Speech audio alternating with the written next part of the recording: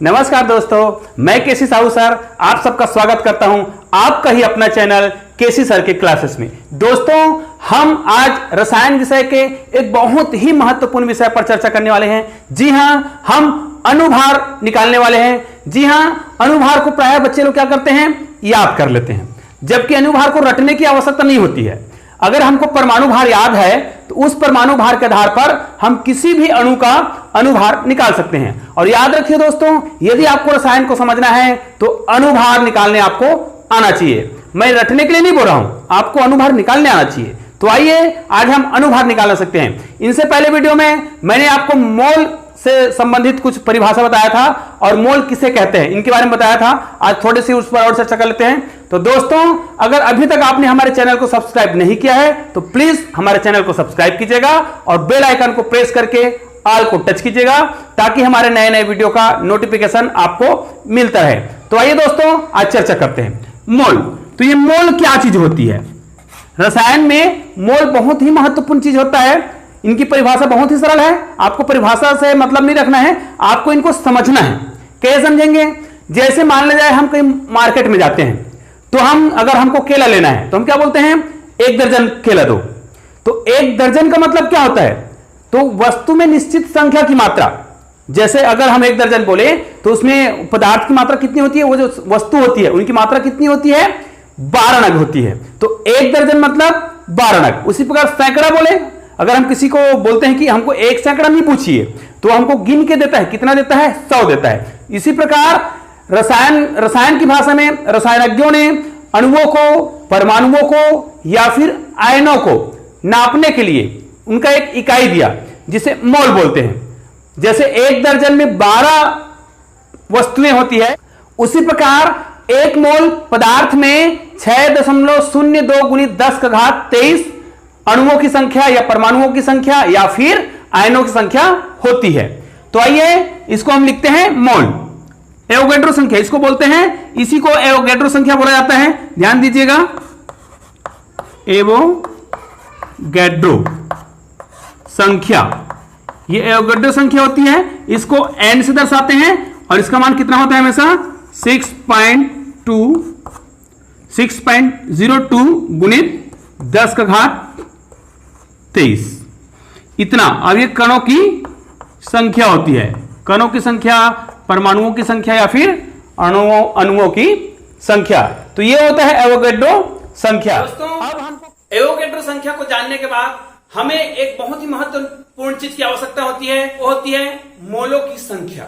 अब ये मोलों की संख्या है क्या, मोलों की संख्या निकालते कैसे हैं? तो इसके लिए एक सूत्र है और ये सूत्र बहुत ही महत्वपूर्ण है। इन सूत्रों को आप याद रखिएगा, आगे चल के बहुत सारी परिभाषाओं में ये काम आता है और बहुत सारे न्यूमेरिकल जो क्वेश्चन होंगे उनको हल करने में ये बहुत ही उपयोगी है। तो दोस्तों, इस सूत्र को बहुत ध्यान से सुनिएगा और देखिएगा। तो यहां पर मान लीजिए हम मोलों की संख्या निकालना चाह रहे हैं, क्या होता है मोलों की संख्या।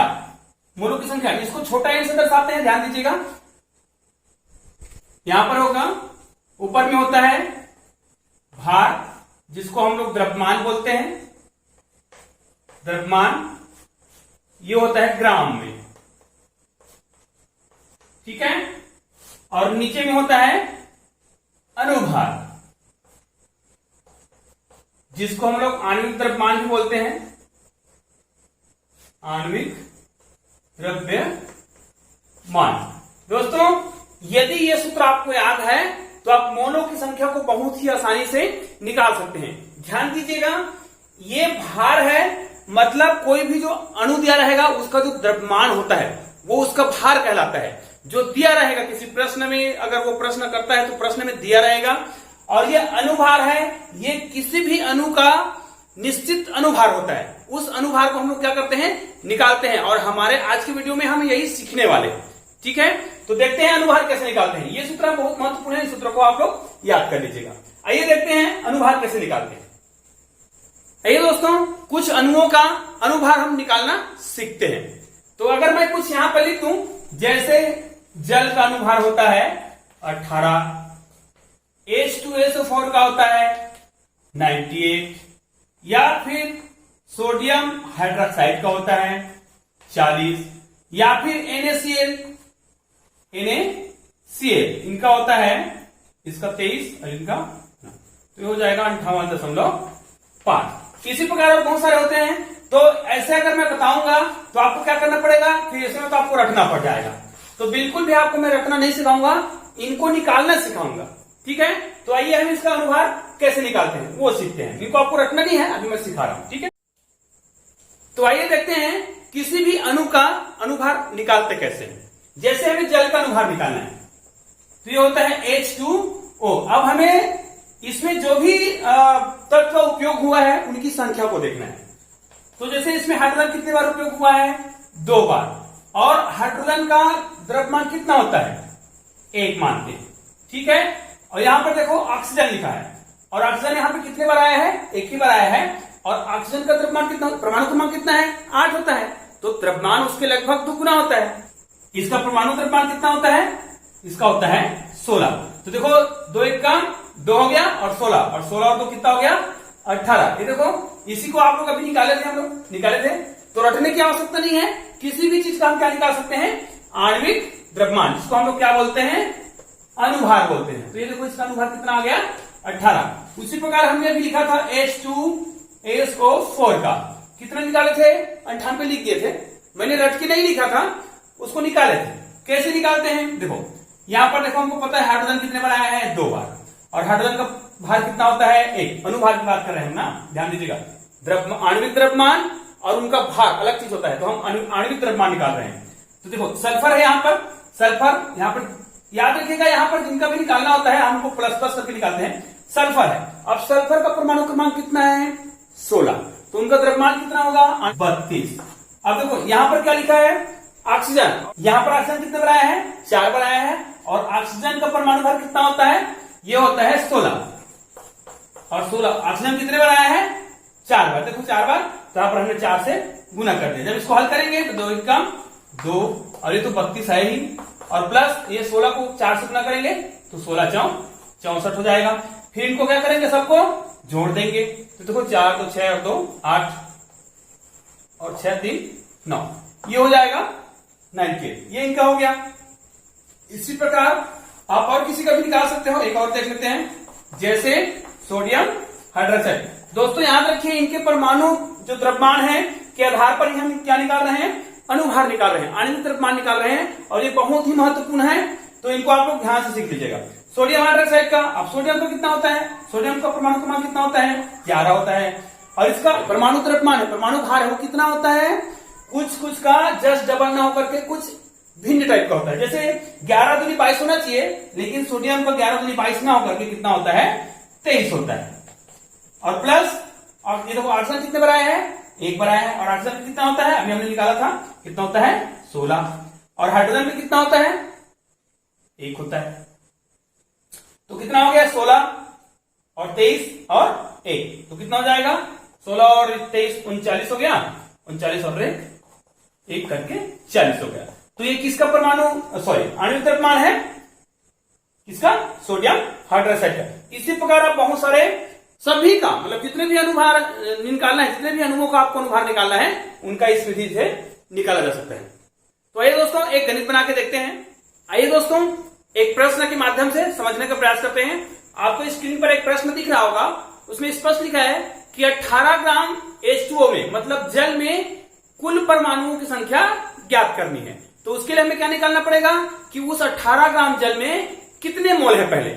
उसके बाद हम, चूंकि 1 मोल का मान पता है, 1 मोल बराबर कितना होता है, 6.02 × 10⁻23। तो हमें पहले ये निकालना है कि उस 18 ग्राम जल में कितने मोल है।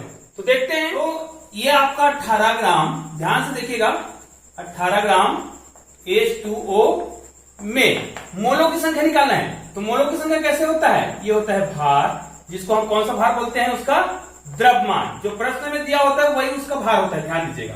ये ग्राम में होता है, और नीचे में जो लिखते हैं वो क्या होता है, वो होता है अनुभार, जिसको हम लोग आणविक द्रव्यमान भी बोलते हैं। अब देखो सूत्र के तहत जो ऊपर में भार होता है, वो जो उनका जो भार दिया होता है वो होता है, और नीचे में जो भार होता है वो क्या होता है, जिसका, जैसे इसका। तो हमको जल का भार पता है, जल मतलब H2O का अनुभार, ये कितना होता है, अभी लिखवाया गया था, ये होता है 18। तो इसका मान जब निकालेंगे, ध्यान दीजिएगा, 18 ग्राम H2O का मोलों की संख्या निकालेंगे तो सूत्रों में देखो ऊपर में किसको लिखा है, उनके द्रव्यमान को लिखना है। देखो तो कितने ग्राम है, 18 ग्राम, ये हो गया 18 ग्राम। और नीचे में किसको लिखना है, अनुभार, और इसका जल का अनुभार, देखो जल मतलब H2O का अनुभार कितना होता है, 18।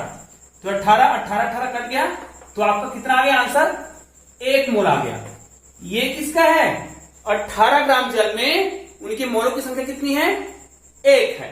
अब हमको क्या निकालना है, तो यहां पर होगा 1 मोल H2O में क्या क्या होगा, इसमें जो 2 मोल है, कौन सा है, देखो यहां पर देख लो, यहां पर भी देख सकते हैं 2 मोल किसके हैं, हाइड्रोजन परमाणु है।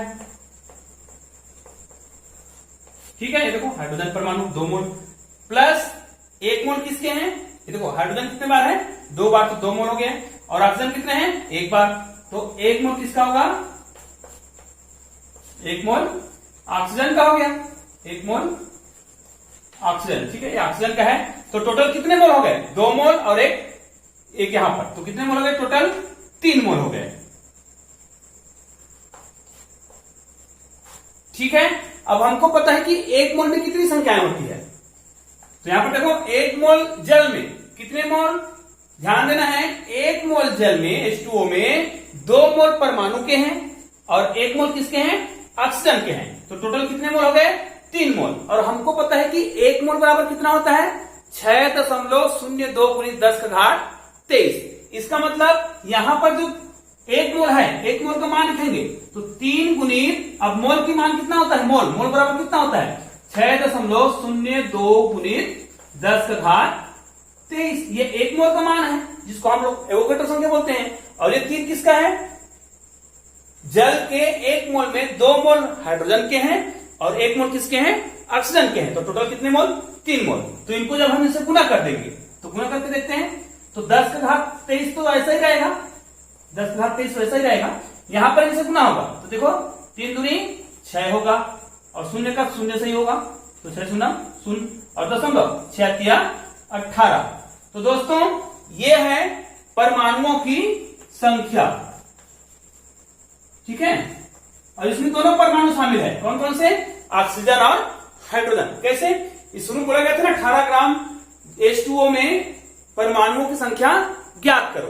तो हमारे पास इसमें इसके 1 मोल में कितने परमाणु हैं, 18.06 गुणित 10 का घात 23 परमाणु है। जो कौन कौन से परमाणु है, हाइड्रोजन भी है और उसमें कौन सा है, ऑक्सीजन भी है। तो दोस्तों बहुत ही सरल तरीका से आपके सामने इस प्रश्न को हल किया गया है, बहुत ही सरल है। तो आप लोग भी इसी प्रकार हल कीजिए। और एक बात और आपसे अनुरोध है कि बिल्कुल भी अनुभार को रटने का प्रयास मत कीजिएगा, अनुभार को निकालना सीखिए, उनके बहुत ही सरल सूत्र होते हैं। तो इसके लिए आपको क्या करना पड़ेगा, तत्वों के परमाणु क्रमांक को याद करना है और परमाणु भार को याद करना है। उसके आधार पर हम किसी भी तत्व का अनुभार निकाल सकते हैं। तो दोस्तों आज का वीडियो आपको पसंद आया हो तो प्लीज हमारी वीडियो को लाइक कीजिएगा, शेयर कीजिएगा और मुझे कमेंट करके बताइएगा। धन्यवाद दोस्तों।